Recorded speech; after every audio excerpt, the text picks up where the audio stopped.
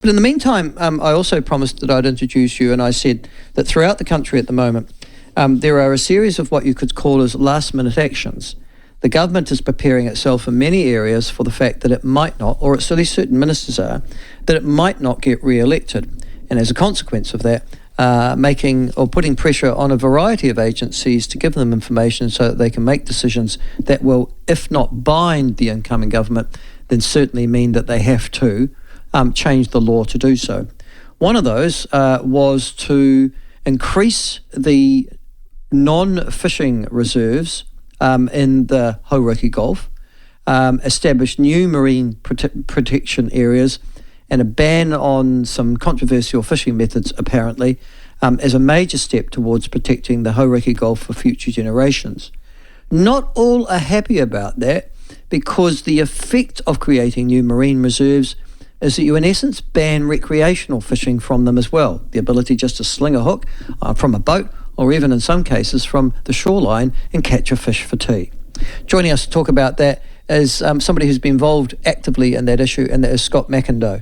Scott, welcome to the show. What's your official role, and how did you get involved in this? Michael, thank you for having me on your show. My official role from the beginning has been support crew. I am committed to helping build and nourish a team of contractors supported by a large number of volunteers, and that's this phenomena called the New Zealand Sport Fishing Council. 68 years old, 56 incorporated societies nationwide called fishing clubs, with as many as 7,000 members per club, and some with as little as 20 or 30. 36,000 paid-up members, each of whom pay an affiliation levy to the New Zealand Sport Fishing Council of $14 and a beautiful $2 to the New Zealand Marine Research Foundation. So that's the platform. That's without the New Zealand Sport Fishing Council, the rest wouldn't have occurred. So I've made a strong commitment for a long time to support and nourish that organisation. I've been a board member from time to time. I'm now entering retirement. Ha, ha, ha. And it's all about team building. Okay, it's all about getting the right people on the bus. So you've... Legacy it's a play on words, LEGA and then SEA, was established by the New Zealand Sports Council over 10 years ago. So is that your sort of, marketing wing, if you like, of your lobbying? You're onto it. The council could see that its club-centric outlook on life needed to expand, and so they established the Legacy as a public awareness-raising initiative. And whilst doing so, let's see if we can't inspire a few people to pull their weight, make a contribution, give us a hand. And as a result, Legacy, now 11 years old, has got 60-plus corporate partners, some amazing partnerships. I'm proud to say the likes of Phoenix Metalman, incredible support. They put huge amount of money on the table, and more recently they put a refrigerated high-ace van in our hands to help our Kai Ika initiative, where we're trying to move people along and do better with the way we treat our heads and frames. Instead of discarding or dumping, we're now trying to see those heads and frames given some respect and shared with people in our community who truly revere that, what we call the rangatira kai. And you've obviously got some, I'm looking here at your website, you've obviously got, for those who want to go and see the website that Scott's talking about, it's Legacy, LEGASEA, Fish for the People, and you've obviously got some pretty upmarket sponsors there, and you are, I guess, representative, as you say, of over 30-odd thousand fishers in New Zealand. Now, the reason I asked Hugh to ring you, Scott, and thank you for coming on the show, was because the government announced an extension, a significant extension of the marine reserve in the Hauraki Gulf, which is one of the key fishing areas of New Zealand, But also because of my neck of the woods, which is down Otago, I'm aware that the Minister's about to name 6 marine reserves, or to gazette them, which will ban recreational fishing from good parts of the Otago coast as well. These reserves, by law, ban recreational fishing, or that's also a decision that's made in establishing them? For a starter, they're not marine reserves. Let's start. We'll get our first things first. Marine reserves are enacted under the Marine Reserves Act 1974. That's so past its use by date it's not funny.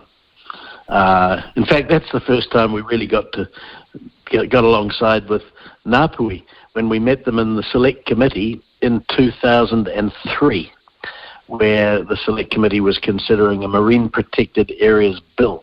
And that's where it languishes today. It's still in the Select Committee. It hasn't managed to come out of that conceptual space.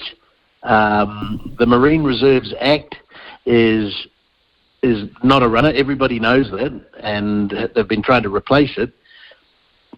Well, it's about to be used all over New Zealand, I've got to tell you, Scott, prior to the election to create new ones.